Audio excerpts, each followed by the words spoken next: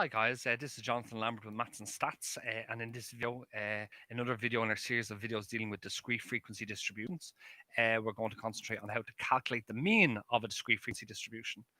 And in one of the previous videos, we differentiated between discrete variables and continuous variables. So this video is all about dealing with discrete variables. And let's just start off with a quick example. Let's consider. So let's consider. Uh, let's say we consider the rolling of a dice. Okay, so we're going to roll a dice, and we're going to roll the dice a number of times. Okay, so and we're going to keep track. We're going to keep track of the face value that occurs, and you know that when you roll a dice, that the only values that can occur.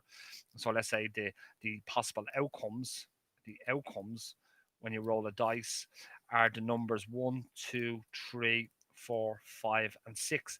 They're the only things that can occur when you roll a dice. So this particular experiment, okay, is effectively allowing us to understand the discrete nature associated with rolling the dice, and can be modeled then using a discrete frequency distribution. So let's say, for argument's sake, that let me just draw a little table here. Okay, we're just going to pull this table out of the sky. Okay, let's just draw a quick table. Okay, and let's keep track of the values associated with the dice. Okay, so let's call them the X values, all the possible outcomes. We have a 1, a 2, a 3, a 4, a 5, and a 6. Okay, so here's our table. Let's just draw a little line across here just to make this a nice looking table. And what we're going to do is we're going to roll the dice a number of times. And we're going to keep track of how many times each particular value occurs. So we're going to keep track of the frequencies, okay, associated with each particular value. And let's say that when I roll the dice, I noticed that the face value of a 1 occurred 3 times, a 2 occurred 5 times, a 3, let's say, occurred 4 times, a 4 occurred 6 times, let's say a 5 occurred twice, and let's say the 6 occurred 3 times. So effectively, if I sum up the frequencies here, okay, so the 1 occurred 3 times, the 2 5 times, so there's 3, 8. Okay, so 3 plus 5 is 8, plus 4 is 12, plus 6 is 18, plus 2 is 20, plus 3 is 23. So the sum of the frequencies is effectively 23. What does that sum of the frequencies represent? It must represent that there was 23 observations with respect to rolling this die. So we rolled the die 23 times, and we kept track of how many times these individual discrete values occurred.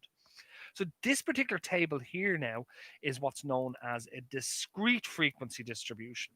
Discrete because the experiment that we're dealing with has discrete possible outcomes. They're listed in the first column.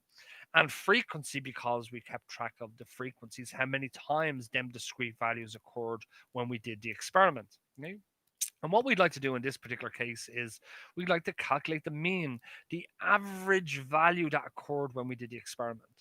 Now, if you look at these particular observations, you can see that the 1 occurred 3 times. So if I was to actually do this out, we'd have the 1 occurred 3 times. Okay, so the 1 followed by a 1, followed by a 1. The 2 occurred 5 times, so it'll be 2, 2, 2, 2, 2. Not necessarily in that order. The 3 occurred 4 times, so it'll be a 3, a 3, a 3, a 3. The 4 occurred 6 times, so I'd have a 4, 4, 4, 4, 4, 4. 6 occurrences of a 4. The 5 occurred twice, so 5, 5. And the 6 occurred 3 times, so it'd be 6, 6, 6. This would be, well, the sequence would be jumbled up more than likely. It probably didn't happen in this particular order, okay? But we would have had 23 observations of them particular values. And we know how to calculate the mean. The mean is very straightforward. We just sum up all the values. We sum up all the values and we divide by how many values we have. So if I wanted to calculate the mean of this particular set of numbers, not from the frequency distribution, I'd effectively just add all of these together. Okay, so I'd add them all together, add them, add them, add them, add them, add them all the way through. I'd be adding all of these things together. Okay, first of all, be adding them a lot of work here. Okay, and I'll be dividing by how many things I have. So I'll be dividing by how many things I have. I'd be dividing by 23. That would give me the average. Now let's have a look at this in a little bit more detail. You can actually see that 1 plus 1 plus 1 is, well, there's 3 ones. Okay, so actually that represents 3 times 1. Plus 2 plus 2 plus 2 plus 2 plus 2, there's 5 2s, so that's the same as 5 times 2. Plus, well, there's 4 3s, so it's 4 times 3. Plus, the 6 4s, so it's 6 times 4. And there's 2 5s, so it's plus 2 times 5. And there's 3 6s, so it's plus 3 times 6. Okay? Divided by 23. 23. Well, look, 3 plus 5 plus 4